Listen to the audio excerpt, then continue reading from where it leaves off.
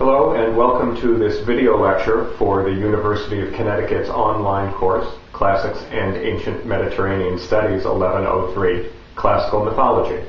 I'm Roger Travis, Associate Professor of Classics at the University of Connecticut, and whether you're enrolled in this course or not, I hope you enjoy the lecture and learn something about new ways of looking at classics and at myth. Thanks for watching.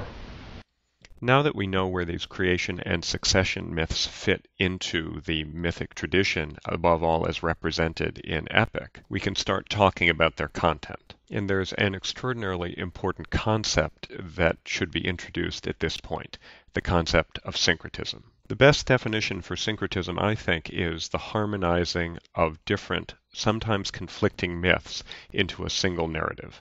Now, what does that mean? Well, it basically just means taking two stories and jamming them together into a form where it runs more or less as a story that is comprehensible. We're going to see tons and tons of examples of syncretism as we move through all of the myth in this course, but my favorite example with which to introduce the concept is actually from the Star Wars saga.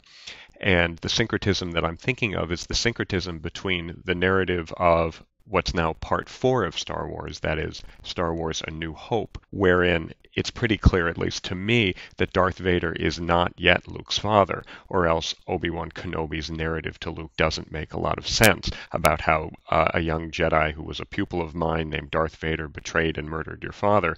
That's story 1, and then the story in The Empire Strikes Back, now known as Part 5, in which Darth Vader famously says, "Luke, I am your father." Well, the syncretism actually happens in Part 6, Return of the Jedi, when Obi-Wan Kenobi has to explain to Luke how it was that he actually ended up lying to Luke. And the syncretism is, of course, when that's harmonized into Obi-Wan saying, well, in a certain sense, actually, he kind of did betray and murder your father because the old Anakin Skywalker died that day. Well, we know now, and you learn at the end of Return of the Jedi, that that isn't really quite true, because that old Anakin Skywalker is still there under the Darth Vader mask.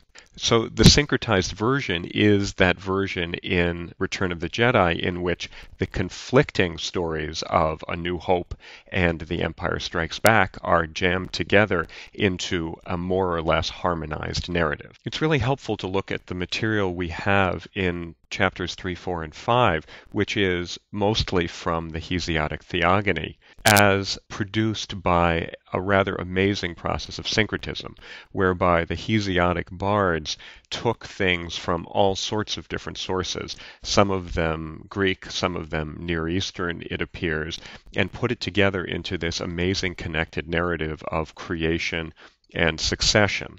And most importantly, the way that the transition is made from creation to succession, the way we get from chaos to Gaia to the Titans and finally to the Olympians with that titanic battle, literally titanic battle, between the Titans and the gods. All of that is drawn together from various sources and put together into a narrative that sometimes really shows the joins between the different parts that went into its makeup. One of the most important elements to bring out in this syncretized version of creation and succession is one of the elements that the Hesiodic tradition almost certainly got from Near Eastern traditions that had come from Asia Minor, and that is the narrative of the hieros gamos, the sacred marriage between the Sky Father and the Earth Mother. And in the Theogony, that's obviously, above all, the one between Uranos, whose name means heaven, and Gaia,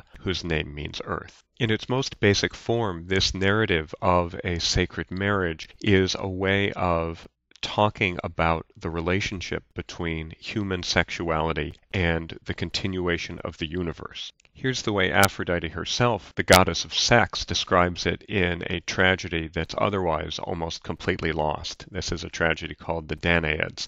Aphrodite is defending a young woman who failed to kill her husband, as her father had commanded on their wedding night. All of the rest of the daughters of Danaus killed their husbands, but this one, Hypermestra, did not. And Aphrodite is serving as her lawyer, more or less. And in order to justify Hypermestra not killing her husband, she says, The holy heaven desires to wound the earth, and the earth yearns to join in moist marriage, and of their love are born the tree season and food for flocks. For these things I am responsible. Why is Aphrodite responsible? Well, what she's saying is that the universe has sex just the way that people do.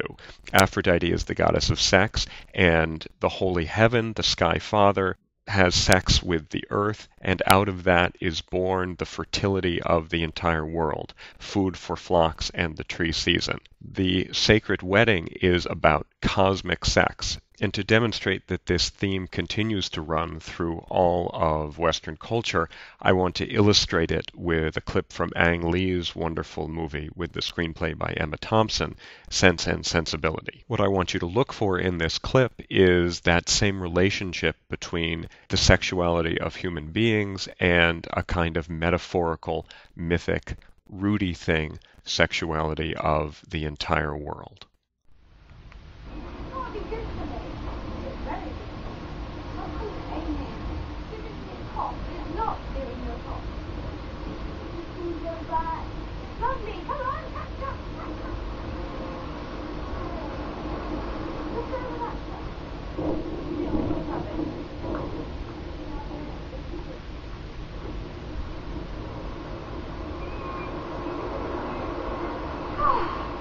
Is there any felicity in the world superior to this? I told you it would rain. There's the blue sky. Let us chase it.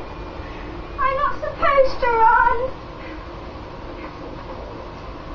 Ah! Are you hurt? Ah! Margaret, I do not think I can walk. You must run and fetch help. I'll run as fast as I can.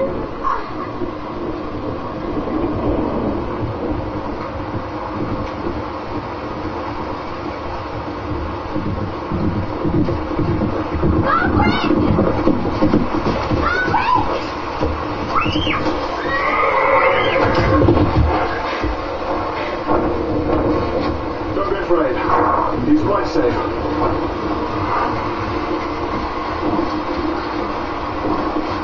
Are you hurt? Only my ankle. May I have your permission to ascertain if there are any breaks?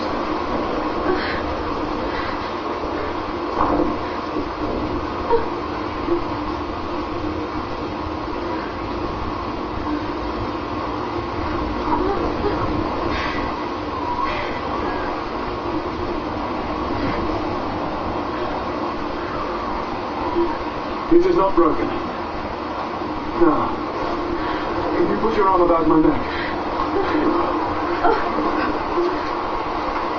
Allow me to escort you home. Without a doubt, the most erotic ankle rub in the history of cinema.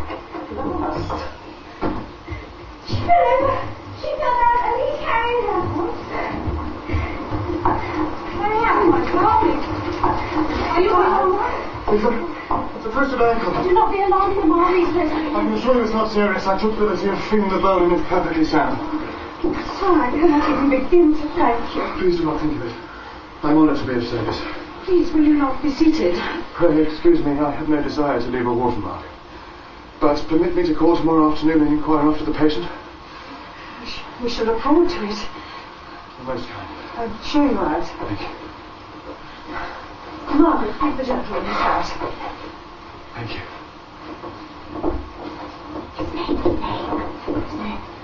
Please, could you tell us we are so much obliged? John Willoughby of Allenham at your service, Mark. John Willoughby of Allenham. What an impressive gentleman. He lifted me as if I were no more than a dried leaf. Is he human? Tell me if I hurt her. She feels no pain, Mamma. Margaret, ask Betsy to make up a cold compress, please. Quickly as you can. Oh, please don't say anything important. Gone. Did you see him? He expressed himself well, did he not? With great decorum and honour. And spirit and wit and feeling. And economy. 10 words at most. And he is to come tomorrow. Marianne, you must change. You will catch a cold. What care I for cold when there is such a man? You will care very much when your nose swells up. You are right. Help me, Eleanor.